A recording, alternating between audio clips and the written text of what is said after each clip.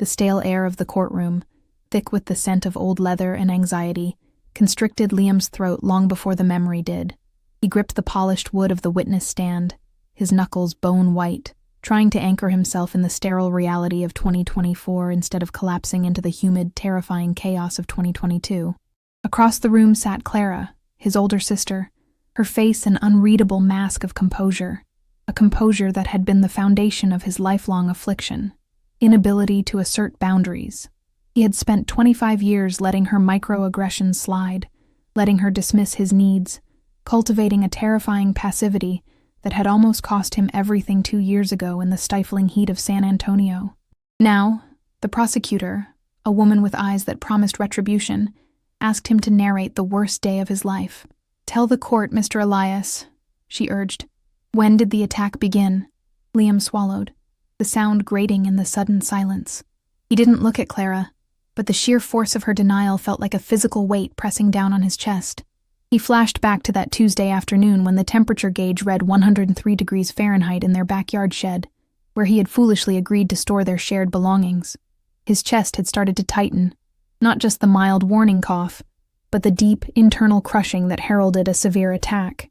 The primary inhaler was empty. The backup, the emergency supply, was gone. "It was exactly 2:15 p.m., Liam testified, his voice raw. "And I absolutely knew, that the next shift change at the nearest urgent care was at 6:15 p.m. I had 4 hours under mine to stabilize myself or make it to the hospital. 4 hours before they would be too busy to handle an unscheduled severe respiratory distress case." Clara knew the timeline. She had helped me track my peak flow rates since I was a child. She chose that exact moment to make her move. And the deep irony of surviving the heat, only to be suffocated by the person who knew his lungs best, was a twist fate had prepared meticulously. The memory was a physical, stinging thing, like the sweat that had drenched his t-shirt in the unventilated shed 2 years prior. He had found the backup inhaler box smashed on the dirt floor, empty save for a single malicious note. I took it. "Find me." The air felt like wet cement, and the familiar high-pitched whistle, the sound of his lungs giving up, had started. Liam described his frantic, stumbling exit from the shed, moving through the blistering afternoon sun of his Texas neighborhood. He had stumbled into the kitchen, already gasping, where Clara was calmly scrolling through her phone, a glass of iced tea sweating condensation onto the counter. He didn't need to ask where it was. The bulge in her jeans pocket was distinct, rectangular, undeniable. "Clara," Liam had choked out, leaning heavily against the kitchen island, his hands shaking not from fear, but from the systemic failure of his body to process oxygen. "Please, I need it. Now." She had looked up slowly, her expression placid, almost bored.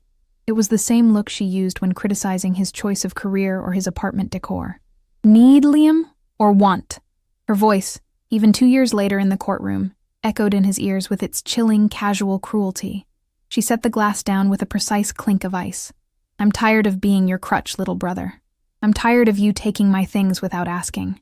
I'm tired of your weakness. If you want the rescue dose," she had said, crossing her arms, that tiny pocket bulge mocking him. "You're going to have to prove you want it. You're going to have to beg." The courtroom watched him. The tension in the gallery was palpable. A few observers shifted uncomfortably, recognizing the profound violation of trust. Liam recounted the crushing humiliation. He had watched the wall clock. 3:05 p.m. Less than 3 hours until the 6:15 p.m. window closed. He could drive, but the shallow breathing meant he was already dizzy. Any sudden movement could trigger full anaphylaxis. The way she used his physical pain as leverage was perhaps the most defining characteristic of their toxic dynamic, a game played since childhood, but this time, the stakes were his life. He remembered dropping to his knees on the cool tile floor of the kitchen, the action itself demanding what little oxygen he had left. The rough texture of the grout pressed into his skin. He didn't care. He raised his hands toward her, palm up, in the universal gesture of supplication.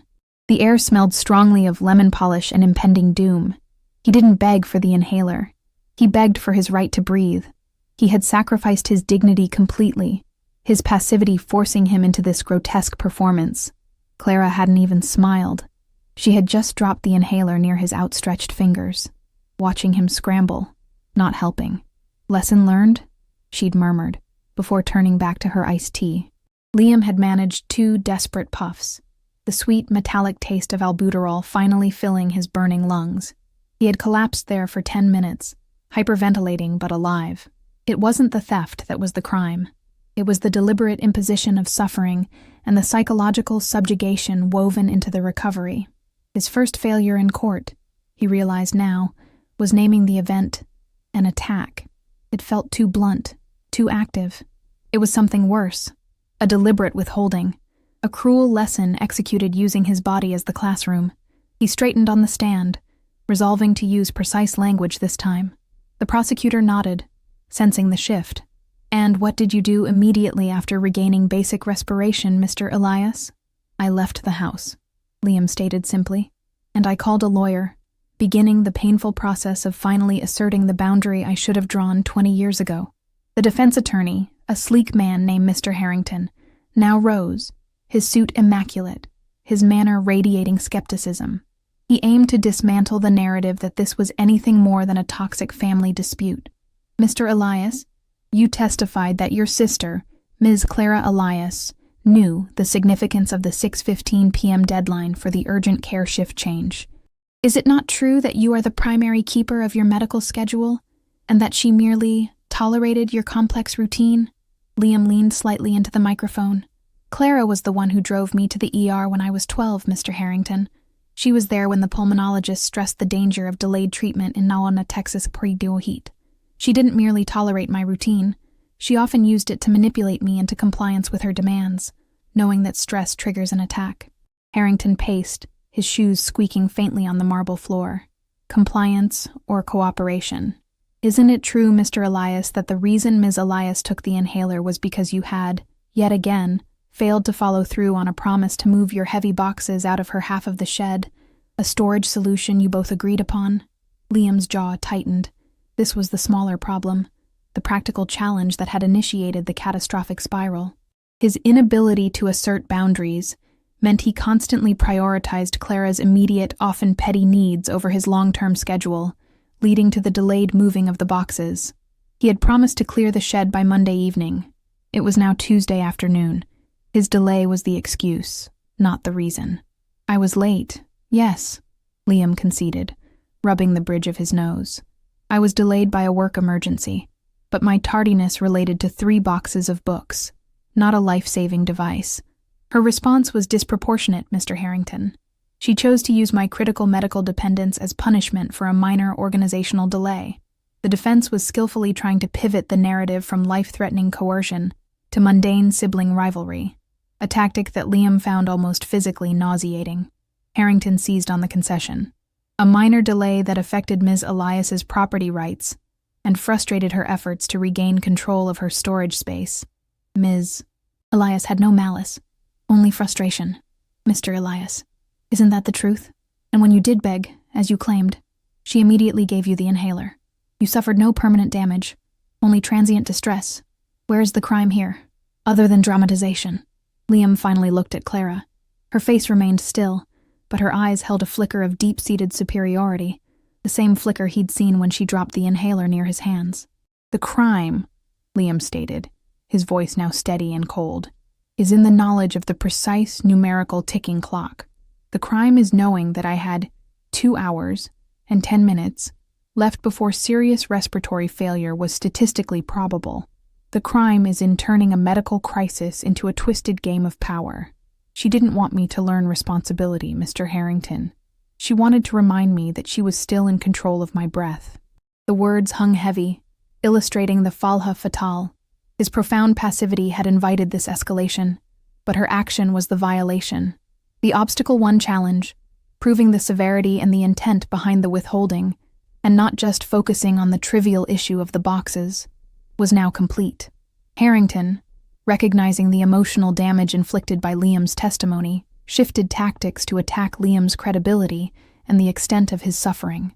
"Let's move forward to the week following the incident," Harrington continued, his tone smooth, almost conversational, yet dangerously undermining. "You filed the initial police report 3 days after the event. Why the delay, Mr. Elias? If this was a life-threatening assault, Why wait until Friday morning? Liam adjusted the lapel of his ill-fitting suit, the scratchy wool a minor discomfort compared to the internal pressure. He described those 72 hours vividly. The overwhelming scent of antiseptic and bleach clung to his clothes from a precautionary hospital visit. He hadn't suffered full respiratory arrest, but the event had significantly lowered his baseline lung capacity. The sound of his own wheezing breath had been loud in the otherwise silent house he had immediately rented. I was still in shock, Liam confessed, his voice dropping slightly. And more importantly, I was trapped in my own mental loop. My kani, inability to assert boundaries, told me to forgive and forget. It was a family matter. My inner voice screamed that I was overreacting, that pursuing legal action meant destroying the family unit. I spent 3 days arguing with myself. The constant push and pull between seeking justice and obeying the familial instinct to minimize Clara's actions was the toughest internal battle Liam had ever fought. Harrington leaned in, sensing weakness.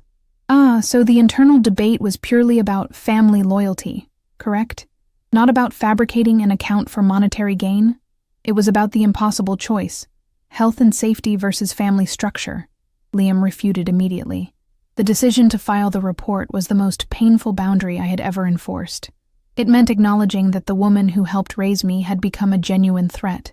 It meant accepting that there was no going back to the way things were. The texture of that decision felt like tearing flesh, a clean, agonizing break. The prosecutor intervened briefly, ensuring the court understood the gravity of the delayed report was psychological, not procedural. She then focused on establishing the state of mind, the atmosphere of control that permeated the Texas home. Mr. Elias, describe the sound in the kitchen as you were begging. Was there fighting? Shouting? Liam shook his head slowly. No, that was the most terrifying part. It was silent. Only the distinct, sharp clink of ice as Clara set down her glass, the hum of the refrigerator, and the desperate, shallow sound of my own breath. She maintained total emotional control. That silence, that indifference, was the core of the attack. The sensory details seemed to land heavily in the room, painting a picture of calculated calm juxtaposed with physical desperation. The atmosphere of control was paramount to the prosecution's case, that Clara's actions were premeditated emotional abuse, leveraging a life-threatening condition. The prosecutor sought to underline the chilling history. Mr. Elias, you mentioned that your sister often used your medical needs to achieve compliance. Can you provide the court with an example of this dynamic, perhaps something that illustrates the ingrained nature of your inability to assert boundaries? Liam shifted, the movement dragging the harsh sound of fabric against wood. He recalled the constant minor sacrifices, the time he missed his college graduation ceremony because Clara had needed him to drive her to a spontaneous job interview 300 miles away, knowing that travel stress and lack of sleep drastically reduced his respiratory capacity. He had agreed instantly, overriding his doctor's stern warnings. About 6 months before the incident, Liam started, I was scheduled for a critical follow-up scan, mandatory for maintaining my health insurance coverage. Clara insisted I cancel it. She claimed she needed the car that day to pick up a rare vintage record collector flying into Austin. When I gently suggested she take a taxi, she just looked at me and said, "If you valued my passion half as much as you value your fragile lungs, you would figure it out." The subtext was clear. Inconvenience her, and she would find a way to inconvenience my survival. The continuous, slow erosion of his self-worth was the real damage, a background hum that suddenly erupted into a crisis that Tuesday afternoon. The jury watched, some members nodding, connecting the dots between sustained coercion and the final, brutal act. The pattern was visible now. Liam's failure, his deep-seated inability to prioritize his own boundaries, was the fertile ground for Clara's control. The smell of dust motes suspended in the court's pale light seemed heavy, reflecting the weight of all those years of swallowed resentment. Harrington, attempting damage control, challenged the motivation. Mr. Elias, your sister testified that she views herself as tough love, preparing you for the harsh realities of the world. She claims you are coddled. Do you not recognize any merit in the idea that she was trying to force you into self-sufficiency by making you handle your own medical inventory? Liam met the attorney's gaze. Self-sufficiency is not fostered by using someone's life support as a bargaining chip. I was 23 years old, fully responsible for my life. The choice she offered me was not be responsible. It was humiliate yourself or choke to death. That is not guidance, Mr. Harrington. That is dominion. He let his hands fall to his sides, the sound of the light impact muffled by the heavy carpet. The finality of that realization was what forced the police report. I realized her love was conditional on my submission. The prosecutor finally introduced obstacle 2, the true moral dilemma that unfolded after the immediate crisis. She approached the stand with a heavy manila file. Mr. Elias, let's discuss the aftermath. After the incident, when you pressed charges, your mother, your only remaining immediate family, visited you. She proposed a deal, didn't she? Liam's posture stiffened. This was the moment he dreaded, the ultimate moral sacrifice. He rubbed the slick, cool surface of the witness stand. The scent of disinfectant on his hands was a painful reminder of the hospital trips, but the memory of his mother's desperate pleas was worse. Yes, she did, Liam admitted, his voice barely above a whisper. She came to my new apartment in downtown San Antonio. She begged me to drop the charges.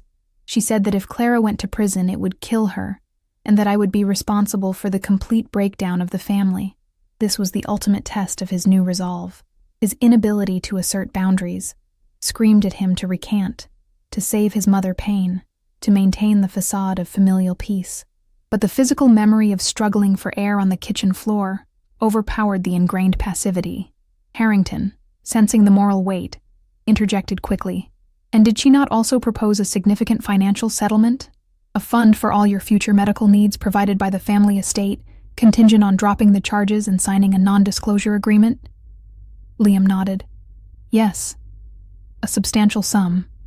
Enough to guarantee that I would never again be caught without 3 backup inhalers and emergency transport funds. The offer was tempting. The ultimate security. Reversion 1. The twist.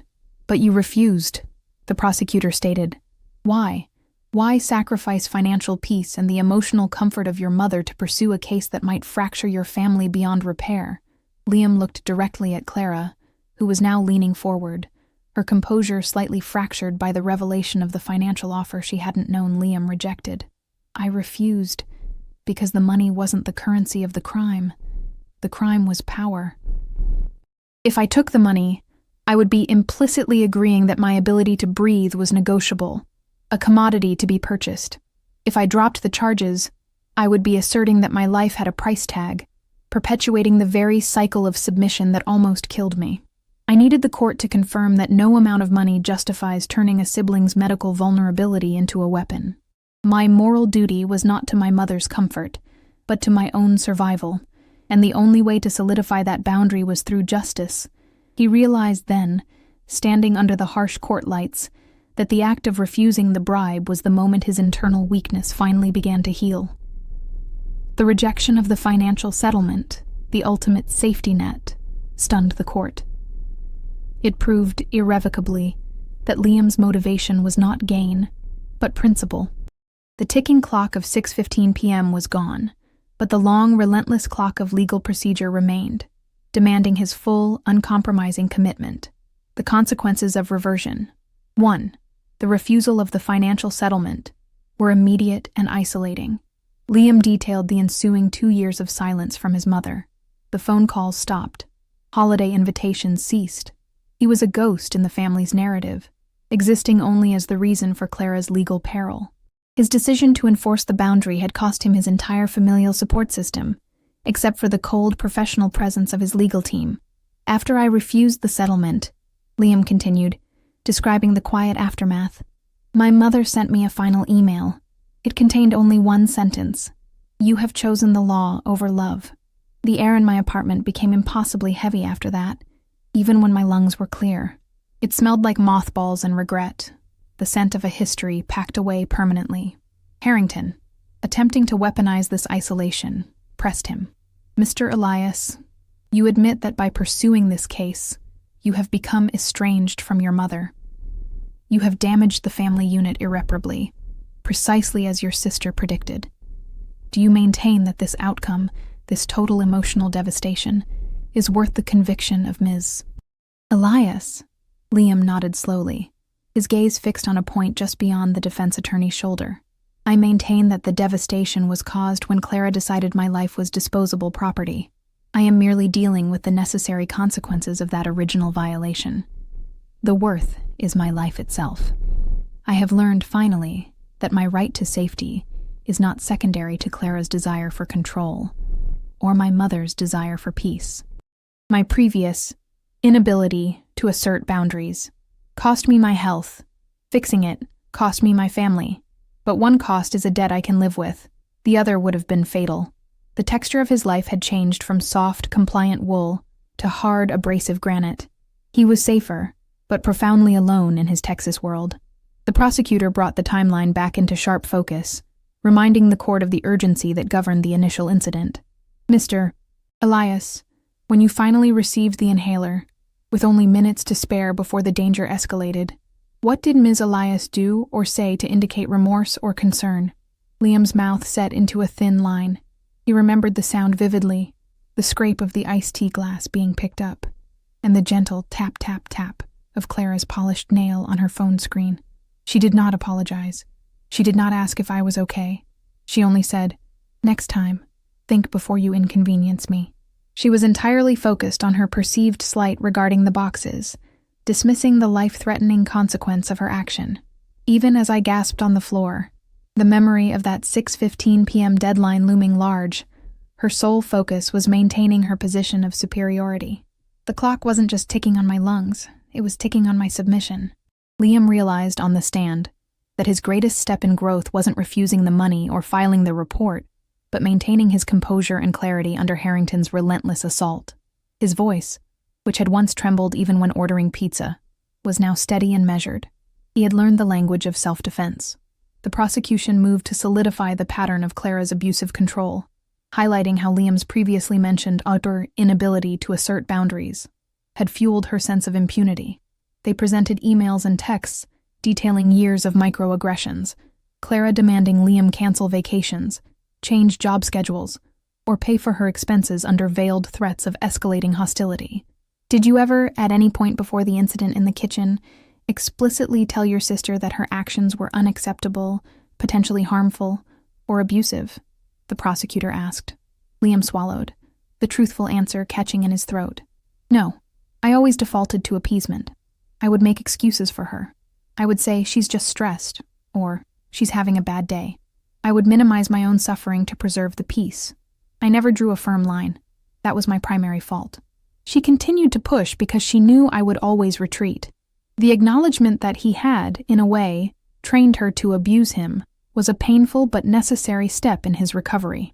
Harrington attempted to twist this confession back toward the defense. So, you admit that Ms. Elias was merely operating within the parameters of the relationship dynamic you both established. She was testing a known boundary, expecting the usual retreat. You changed the rules after the incident, didn't you? You escalated a petty fight into a criminal case out of belated resentment. Liam shook his head firmly, drawing on the new strength forged in isolation. The air in the courtroom, heavy with expectation, felt like the suffocating weight of his past submission. I did not change the rules. She crossed the final lethal line. When I retreated from paying a bill, the consequence was financial debt. When I retreated from moving boxes, the consequence she enforced was my literal inability to breathe. I learned then that my boundary was not negotiable. It was existential. My growth required recognizing that I had the right to survive, even if it meant destroying the relationship that was killing me. He gripped the railing, finding the texture smooth and cold. This wasn't just about Clara. It was about honoring the person he was terrified of becoming, the man who died on his sister's kitchen floor because he couldn't speak up. He could almost smell the specific clean scent of the albuterol again, reminding him of the thin line between life and death that day in the hot Texas air. He had survived the attack, but the process of justice required him to survive the truth of his own passivity.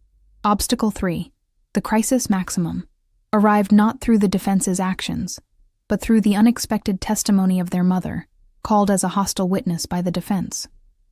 This represented the total, devastating loss of Liam's final hope, that his mother might privately understand his actions. Mrs. Elias, frail and dressed in muted gray, sat on the stand opposite Liam. She refused to meet his eyes. Harrington's goal was to elicit testimony that painted Liam as the instigator, the overly dramatic patient, and Clara as the overworked caregiver finally snapping. "Mrs. Elias," Harrington began gently, "did your son, Liam, often exaggerate the severity of his respiratory condition?" She took a long, trembling breath, the sound amplified by the microphone. "Liam has always been a nervous boy, easily worked up. He often required reassurance that he was fine, even when he had plenty of medication." Clara was the grounded one. She felt that the way Liam managed his illness was a perpetual source of family stress. This was the complete betrayal.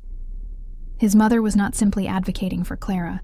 She was minimizing Liam's lifelong struggle, validating Clara's cruel, tough love narrative. Liam's hands shook on the railing, the polished wood now feeling hot and slick under his palms. The sharp sting of his mother's denial, that his pain was merely nervousness, was more devastating than the feeling of suffocation itself. "Mrs. Elias," the prosecutor countered, stepping in quickly, "when you visited your son after the incident, did he show you the note Clara left in the shed?"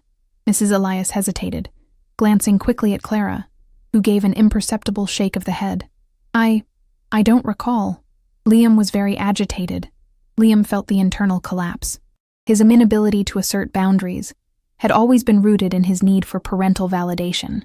Now that validation was actively working against his survival, Harrington leaned in for the final emotional blow, focusing the blame entirely on Liam. "Mrs. Elias, in your heart, who is truly responsible for the destruction of your family unit? The daughter who was trying to teach responsibility? Or the son who chose to abandon all filial bonds to pursue a criminal charge?" Mrs. Elias's chin quivered. She looked at Liam for the first time, her eyes swimming with a mixture of resentment and manufactured sorrow. The sound of her voice was brittle when she spoke.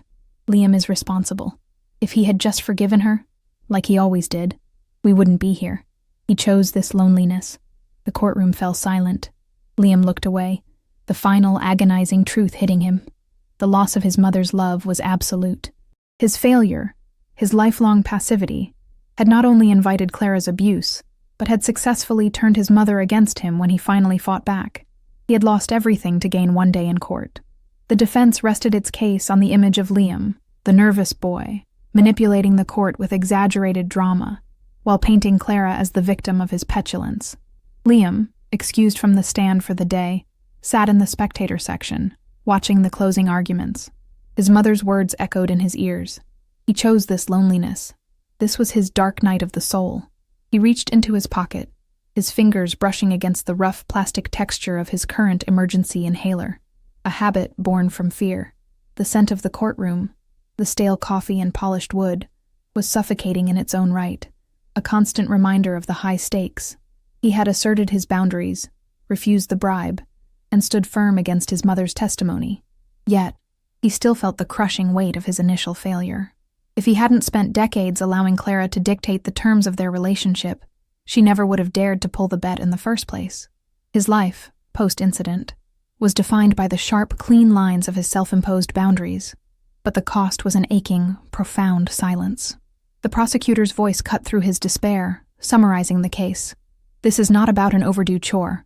It is about the deliberate utilization of a life-threatening disability to enforce psychological subjugation. Ms. Elias treated her brother's breath as a privilege, not a right." As the jury was dismissed to deliberate, Liam walked into the late afternoon Texas heat. The sun was dipping low over San Antonio, painting the sky in violent oranges and reds, colors that matched the internal turmoil of 2 years prior. He needed one final, internal shift. He had to stop seeing his past, inability to assert boundaries, as a weakness, and recognize the subsequent act of going to court and enduring his mother's rejection as the ultimate strength. The man who begged on the floor was dead. The man who testified was finally alive. He stopped near a flowering jasmine bush. The overpowering sweet smell momentarily cleared the forensic, chemical scent of the court from his senses. He made a vow. Win or lose, he would never again allow anyone, sibling, parent, or stranger, to hold his vulnerability as leverage. This trial wasn't just about punishing Clara. It was about saving the self he had spent 25 years neglecting. The final clock was ticking now. The jury's decision, the ultimate judgment on his right to breathe freely. The jury deliberation stretched into the second day, pushing Liam to the edge of his already frayed nerves. Every rasping cough from a bystander, every sharp sound of a closing door made him jump. The deadline wasn't a numerical hour now, but the crushing, uncertain weight of the future. He was sitting alone in a small, windowless conference room adjacent to the court, staring at a static-filled TV screen showing cable news, when his lawyer, the tenacious prosecutor, entered. Her face was neutral, giving him no indication. "They're back, Liam. 10 minutes. The walk back to the courtroom felt interminable. The smell of fear was thick. He could taste the metallic tang of adrenaline in his own mouth. He took his seat. Clara entered from the opposite door, Harrington smoothing her jacket as she sat. Her gaze was fixed, distant, the composed mask firmly back in place. The foreman, a middle-aged woman with tired eyes, stood to deliver the verdict. The judge's voice, commanding silence, was the only clear sound. In the matter of the state versus Clara Elias, on the charge of aggravated assault with a deadly weapon, the withheld medication, how does the jury find? Liam's chest constricted so violently that he instinctively reached for his inhaler, a reflex that seemed to happen outside of his conscious control. He didn't use it, but held the rough, cold metal cylinder as an anchor. "We find the defendant, Clara Elias, guilty." A sharp, audible gasp ripped through the gallery.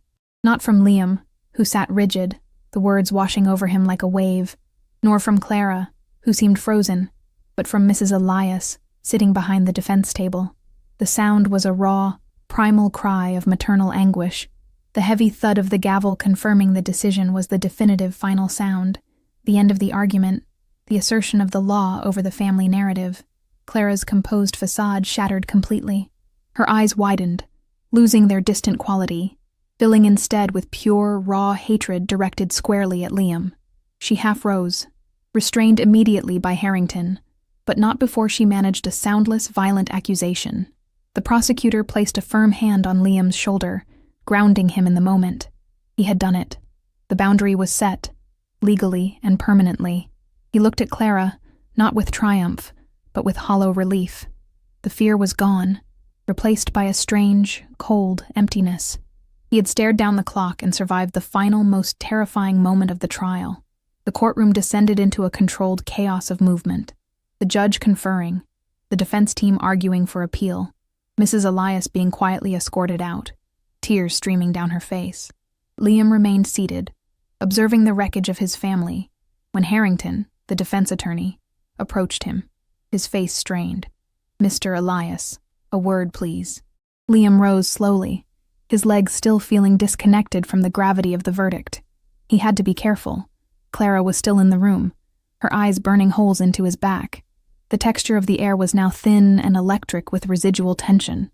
"I have my instructions, Mr. Elias," Harrington said, his voice low and formal. "In the interest of protecting Ms.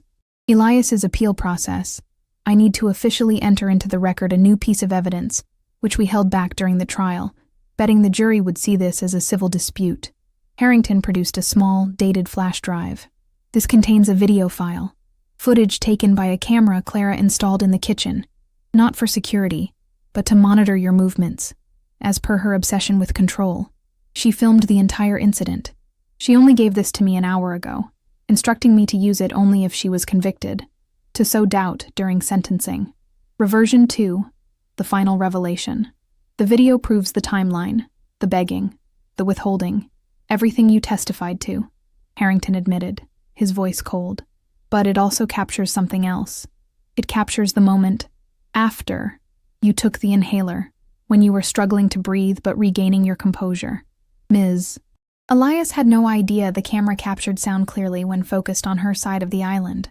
The revelation that the entire event was recorded, down to the sound, surprised Liam. But the subsequent detail was the final, brutal twist. Just before she turned back to her phone, Harrington continued, leaning closer so only Liam could hear, the faint scent of expensive cologne mixing with the institutional air. She murmurs something. "We had the audio digitally enhanced." She didn't say, "Next time, think before you inconvenience me." She said, "You know I'm the only reason you're still breathing. Remember that, puppet." Liam's world tilted. It wasn't about the boxes, or the timing, or the lesson. The bet was never about teaching him responsibility. It was an extreme, life-threatening demonstration, designed purely to reinforce her role as his life-giver and controller, a direct attack on the core of his inability to assert boundaries. The fact that she was willing to withhold this evidence, proof of her calculated malice, until after the conviction proved her lack of remorse. She hadn't accidentally crossed a line. She had moved the line to his throat. The sound of those final venomous words, though only relayed to him, was the most damaging blow he had received all day. It cemented the victory, but crystallized the true depth of the evil he had faced. The sentencing came 3 months later. The revelation from the video footage solidified the severity of the intent, elevating the crime beyond momentary lapse. Clara received a sentence of 2 years in a Texas correctional facility, followed by 5 years of probation and a permanent restraining order forbidding contact with Liam. Liam stood outside the courthouse, bathed in the blinding glare of a bright Texas spring morning. The victory was definitive. His sister faced accountability. The law had affirmed his boundaries, protecting his right to exist without constant fear of coercion. He had won his life back, but the cost was staggering. He was truly alone. He saw the retreating figure of his mother, leaning heavily on a cousin as they walked away from the courthouse steps. She didn't look back. The familial rupture, caused by his necessary assertion of self, was total and permanent. Liam had replaced the suffocating control of his sister with the isolating freedom of absolute independence. He ran a hand over his chest. He no longer felt the phantom tightness of fear, but he carried a new, permanent scar, a profound, heavy awareness of the fragility of human relationships. His lifelong inability to assert boundaries was cured, replaced by a vigilance so intense it bordered on paranoia. He had successfully saved himself from the control of his abuser, but in doing so, he had surgically removed his entire history. The sharp, metallic scent of the morning air seemed too clean, too free of the messy human element he was once desperate to cling to. Liam walked toward his car, the sound of his own steps loud on the pavement. He pulled the rough plastic inhaler from his pocket, felt its texture, and placed it on the passenger seat. He didn't need it right now, but he wouldn't let it out of his sight. He had learned the lesson of the ticking clock, not the 6:15 p.m. deadline, but the constant, silent clock of self-preservation. He drove away from the courthouse, leaving the drama behind, heading toward a future that was terrifyingly quiet, but irrevocably his own. The battle was won, but the war for peace of mind, fought in the deep heart of Texas, was just beginning.